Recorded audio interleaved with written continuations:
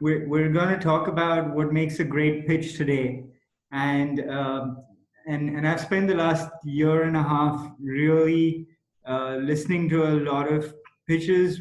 Uh, this is across Boston here as well as Cape Town now, and and I've spent some time to synthesize what really stands out, right? So I'm sharing my key learnings and actually takeaways here, and have tried to present it in a format that you can sort of apply to your uh, to your problem as well as startup.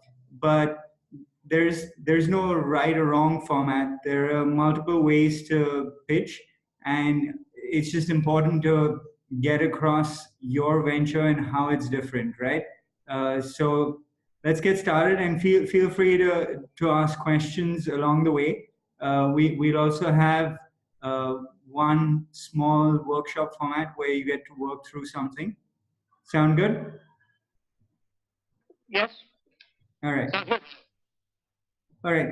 So the agenda for the day is we're going to start with quickly talking about knowing who you're pitching to and what they care about. Second is what's most critical, and the best pitches really tell a very convincing story. And there's one format that I've found really stands out repeatedly to get a powerful strategic story across. So we'll go through that. The third is show and tell. The best pitches really don't tell you what their value prop is, they show you their value prop.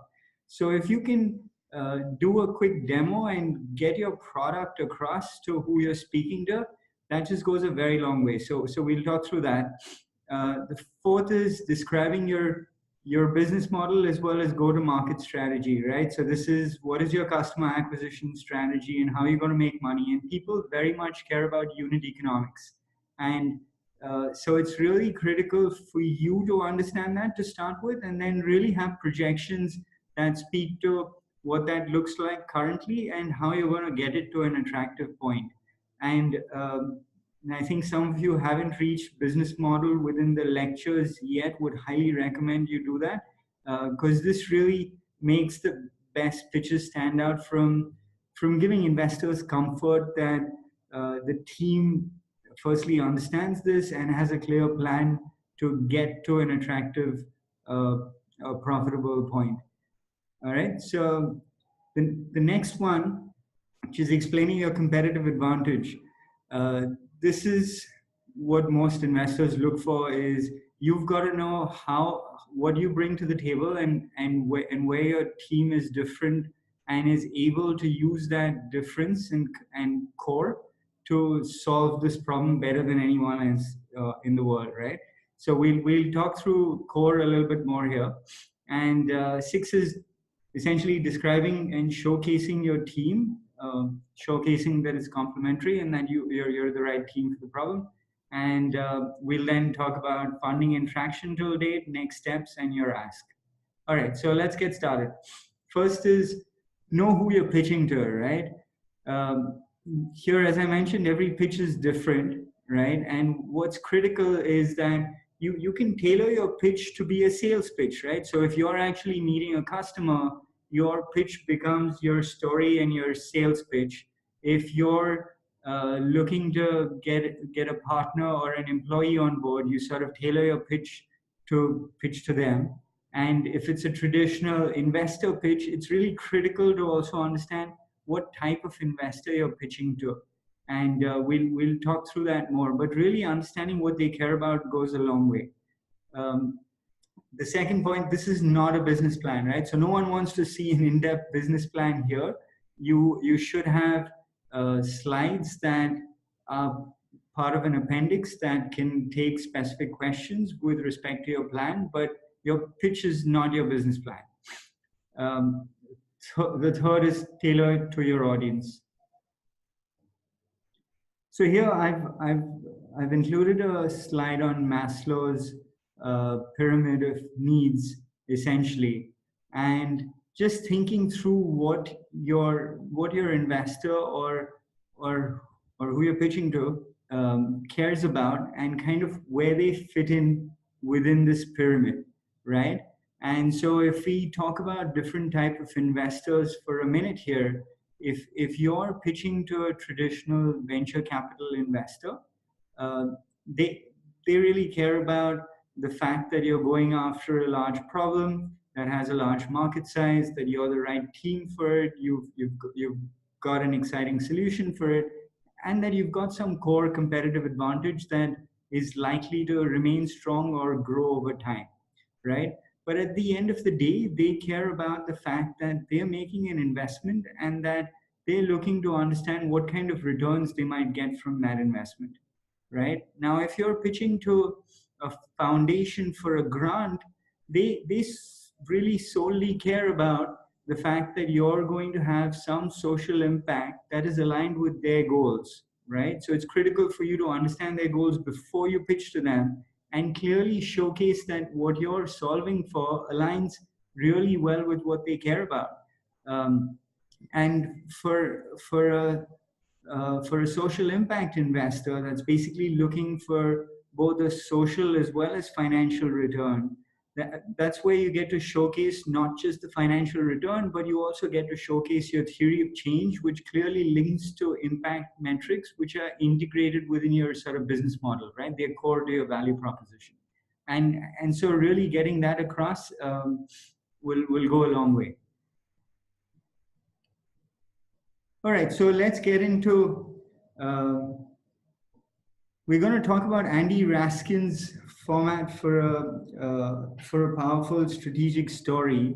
Andy Raskin has worked with multiple CEOs and companies to help them craft their story, and I just find it a wonderfully sort of easy but powerful format to use. And Drift is my favorite example. We use Drift on our site as well, and I'm a big fan. So I've used Drift as an example, but I'm basically going to walk you through his his framework for a story, and we'll just break for 5 minutes for you to apply it to your particular venture and see what it looks like. 5 to a little bit longer. Yeah. So the first thing is really start with a big undeniable change that creates stakes. So what does this mean really, right? What this means is that there's some change happening in the world. There's some trend which is independent of you and your startup, nothing to do with you, that really creates stakes uh, for the user, customer, stakeholders, investors, right? And so in Drift's example, what does that look like, right? The world is now so connected that people practically sleep with their phone. They have a picture of someone sleeping with their phone in their hand, right? And that really gets across that we're connected all the time now. No one really switches off, right? Uh, and that's an undeniable trend that has nothing to do with Drift, but has showcased what this trend looks like, has painted a picture of someone that is always connected, that if we go deeper can be outlined as a persona, right? But there's a clear trend that is happening today, and I'm just going to stress on that a little bit, is that one of the things uh, that investors look for is also, is the timing of your startup right, right? So there are numerous examples of companies uh, that started the same product but started it before their time and failed to gain sort of market interest, right? And so this really showcases that the right time is now for your venture, because there is this trend happening, and you're plugging into that trend. It has nothing to do with you. All right. So that's the first thing, really. The second is name the enemy, right? So here you're further creating stakes over here, right? And so what for Drift, what they name is lead forms, which are static, right? So you fill in your name, company information, and title, and then maybe the company gets back to you someday, right? So it's not live, it's not real time, you're not connected. You're sending information somewhere and you're hoping to hear back someday, right? So Drift has a wonderful picture where they cross out these lead forms and say that that's the old world. We no longer live in this old world. There is a new world now, right? And so they go on to then tease what that promised land looks like. What is the future for us, right?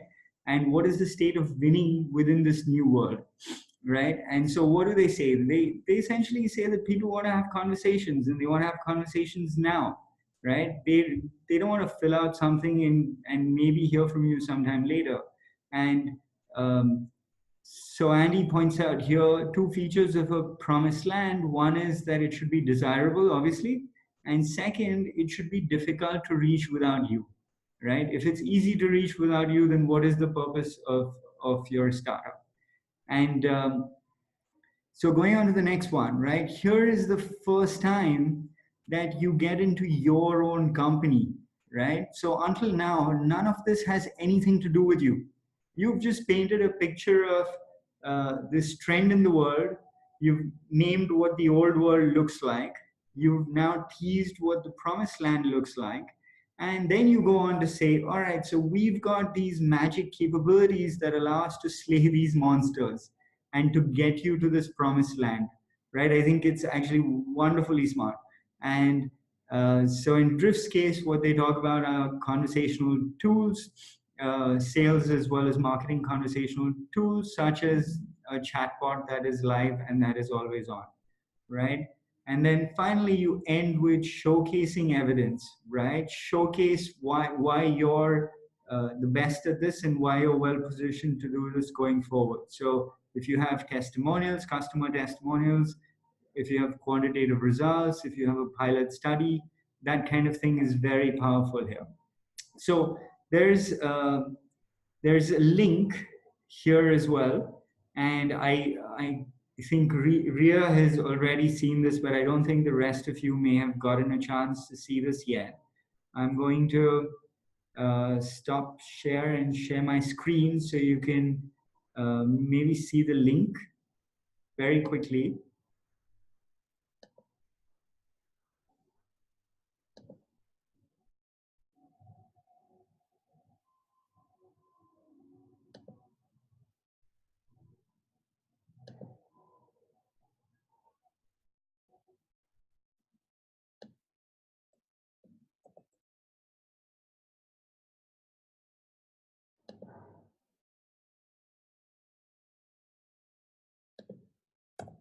There's a 25-minute video from Andy Raskin that we've shared as well. I'd highly recommend watching that because he shares numerous examples. So I'm not gonna go into the tons of examples that he shares, but I'd highly recommend watching it.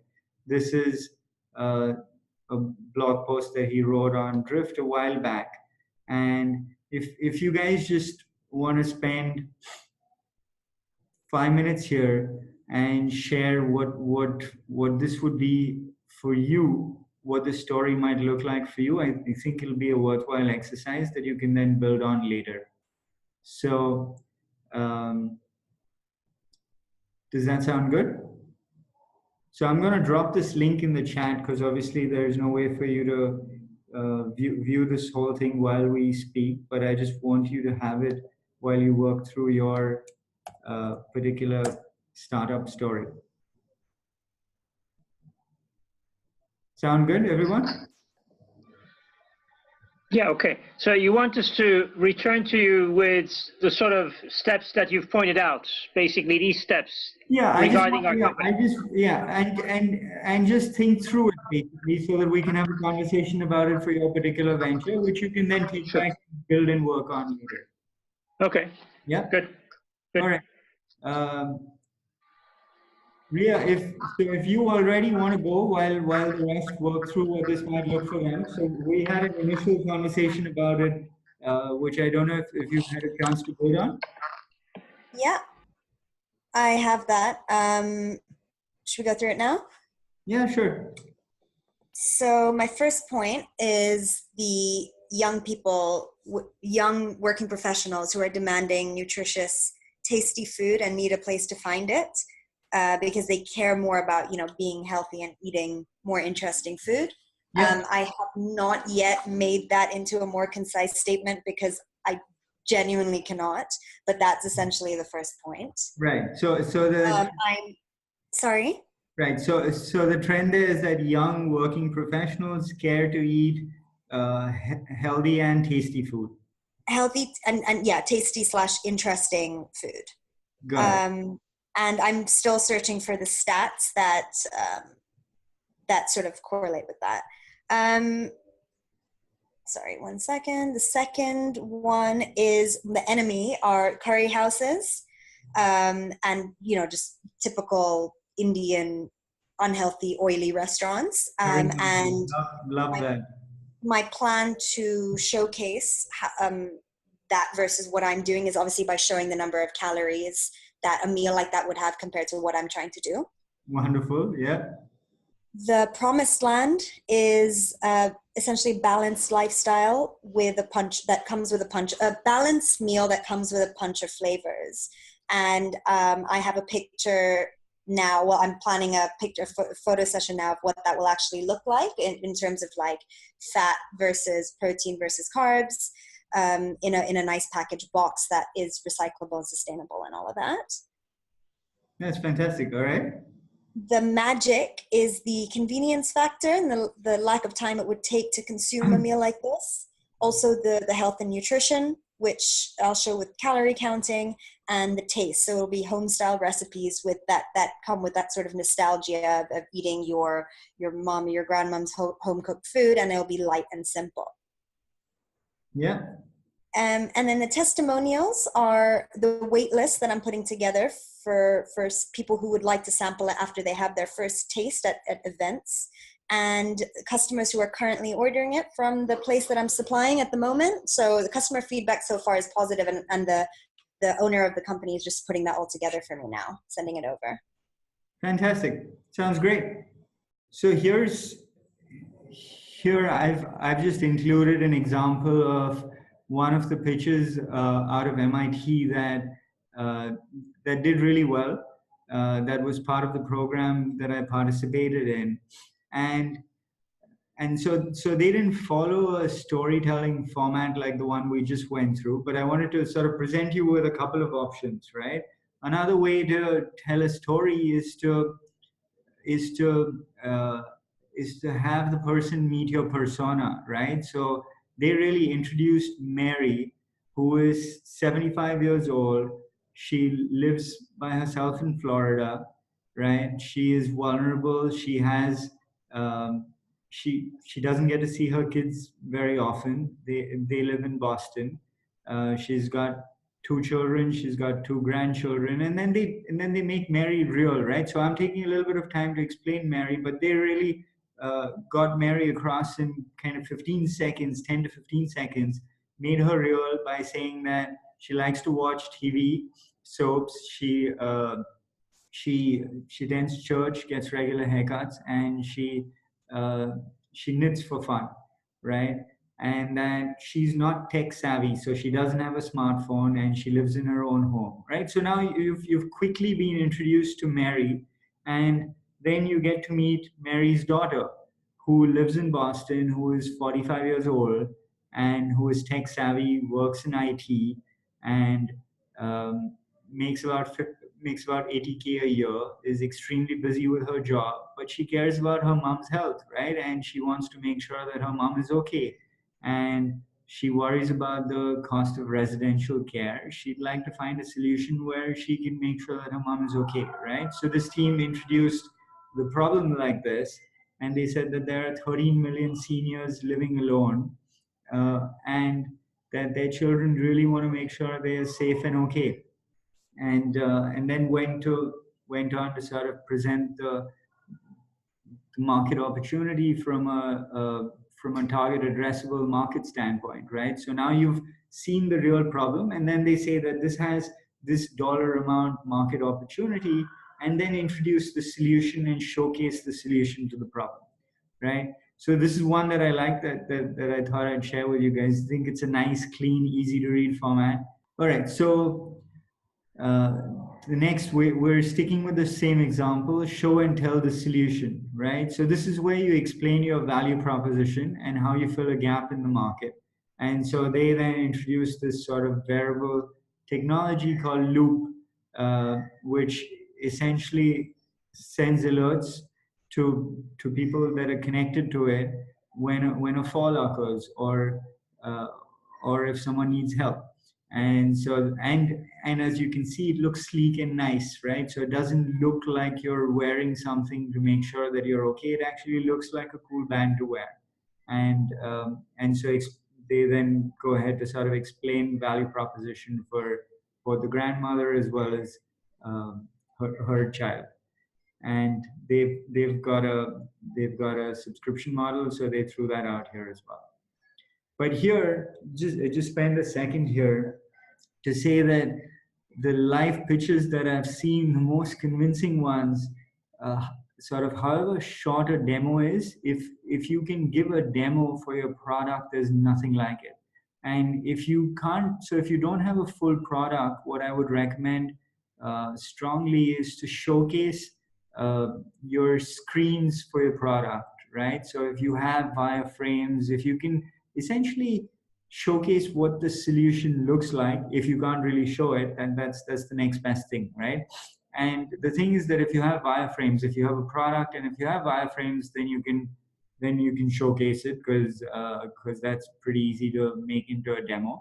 But if you're doing something, let's say for you, Ria, with food, right? That's a little tricky. You just got to get across visually with great pictures of stuff that you're gonna make and sell. Yeah.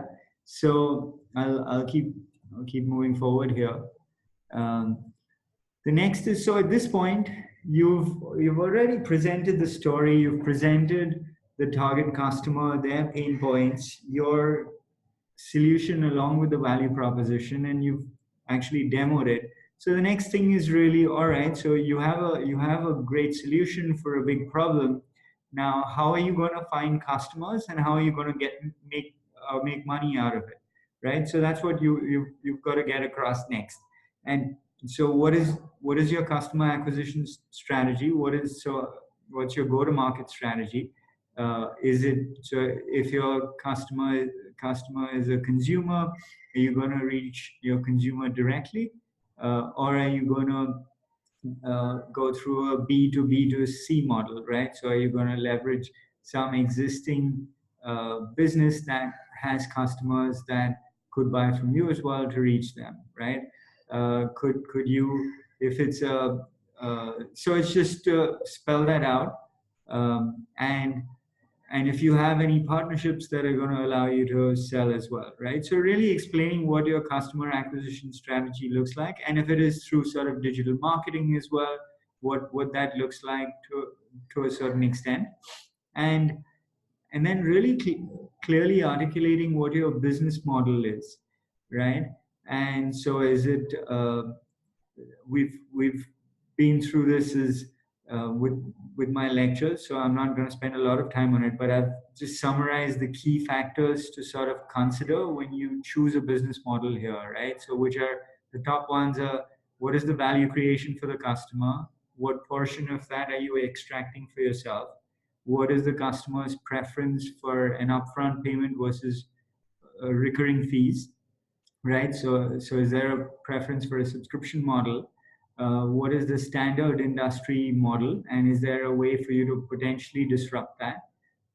What is the impact? This is an important one. What is the impact on the sales cycle from using a different model, right? So one of the things that your business model sort of enables is how you're going to sell that to your customers. And so one of the key aspects of that is, does it shorten or does it increase your sales cycle? Because as an early stage startup, that is really key to you, right? Minimizing your sales cycle, and your cost of customer acquisition as well.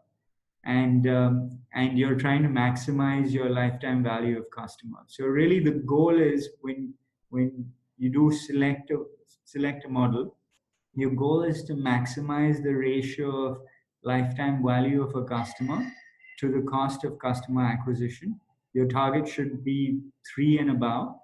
And you should also try to reduce the sales cycle, obviously, right? So just if you can get across why you've picked your model, that helps. And if you can compare that to industry standard, that helps as well.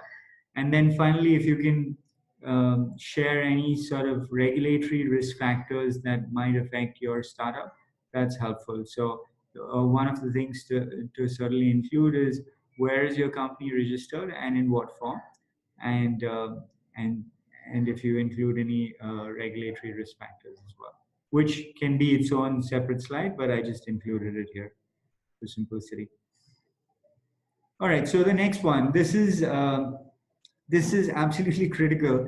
And so here, what you're doing is you're explaining your competitive advantage. Now, so as part of the book reading, you've read about what is your core, which is part of what can you do for your customer. So it's the second theme within disciplined entrepreneurship. And your core is essentially your key strengths that actually enables you to solve this problem better than anyone else in the world, right?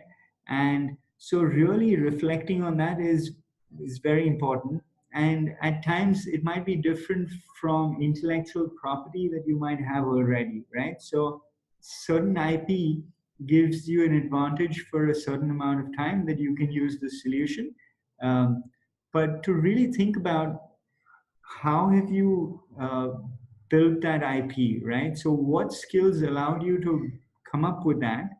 And is it worth thinking of those skills as being your core and investing in that so that your competitive advantage grows over time, right? So if we pick an example here, just to throw out another sort of common competitive advantage is actually network effects, right? So if you're building a platform and if you're the first one to build a substantial network that is actively using the platform and is happy with it, then it's quite unlikely that someone else does exactly the same thing and they move, right? Platforms are sticky, customers are generally sticky so I've included BotKeeper as an example here, which was one of the pitches that I got to see. They're basically an accounts, so it's a robo accounts keeper, and if I'm not mistaken, they actually have a free service for startups now. So as you guys think uh,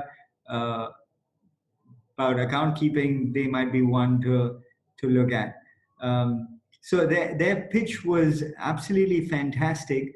They did the stuff that we spoke about above, but the one thing that I really liked about it is that they spent time to reflect on what makes them what enables them to solve this problem, right? And so they bring a combination of accounting skills with machine learning as well as process automation, right?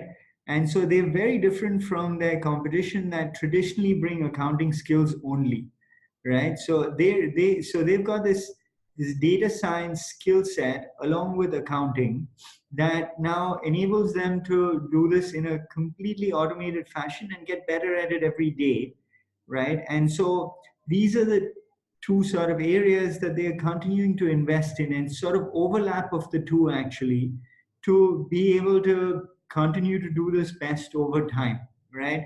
And clearly highlighted that and said that this is really what they're focused on from a core standpoint, and that this is how they plan to grow their competitive advantage.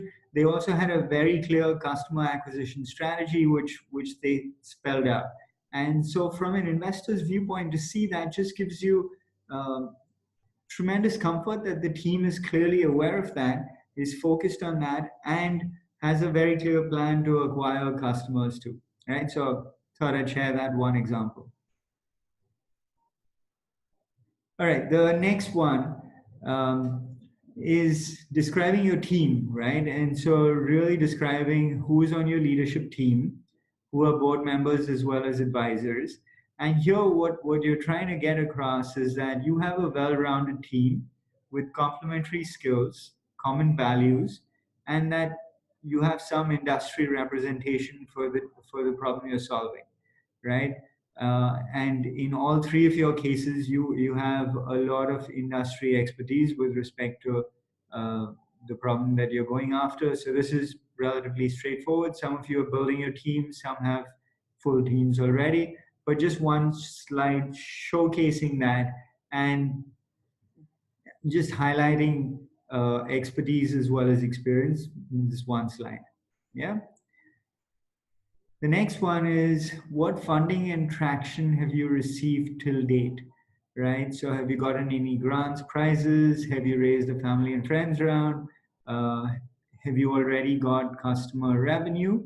And and and if you have revenue, how has that grown over time? If you're pre-revenue, if you can showcase, and this goes back uh, to sort of Andy Raskin's format, where you're to a certain extent showcasing that you're the right person to solve this problem, right? So if you have absolutely nothing, then you can talk about primary market research, right? That you have a deep understanding of this particular problem, right? So Cheng, the stage you're at, that actually is highly valuable. That the fact that you've spoken to all these companies, to these investors, and have clear feedback, and so that's your traction so far, right? But Yep, good. but as you take it forward, you might start with a pilot project where you work with one company, and then that pilot, the qualitative feedback from that pilot becomes exceedingly important, because that's the key testimonial that you get to showcase, right? And then when you move beyond that, so at the stage you're at, Stefania, showcasing partnerships, showcasing that so for Ria, showcasing that there's this wait list of people that want to come back to try her food, or to use her food service. That's very powerful, right? So clearly getting that across is key. And then really, what's the next steps for your venture, right? And so this could be, depending on the stage you're at, this could be plans for your product, this could be plans for acquiring your next set of customers, it could be scaling up, or it could be expanding to a new market. And finally, you end with the ask. Never end a pitch without an ask. That's a wasted opportunity. All right. So if you're raising money, make your ask specific if it's possible to do so. The more specific the ask, the more likely you're to get something in return. So if you're raising money, make it clear how much you're actually looking to raise. Make the use of funds very clear so that people know the use of funds and what milestones they'll actually enable you to achieve, right? And if you're recruiting, right, a lot of people are actually recruiting team members or are looking to recruit an advisor. Make it clear what skill set or experience, expertise you're actually recruiting for, right?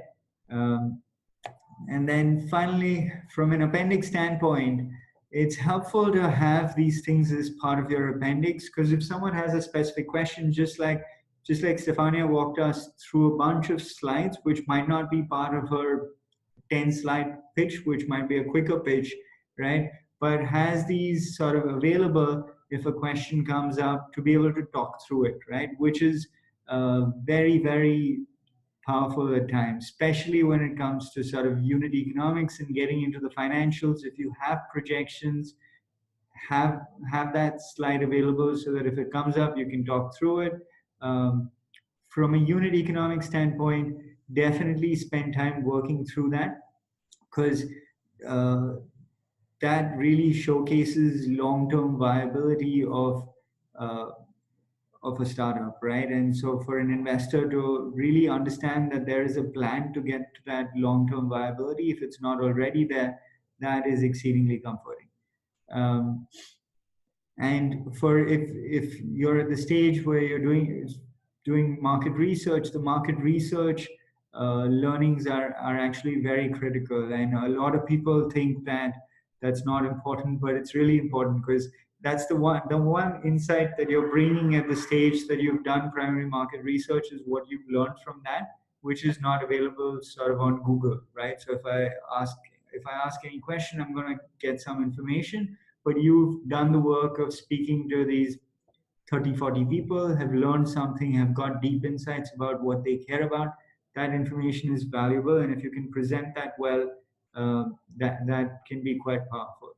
So I'm going to end there. Do you guys have any questions?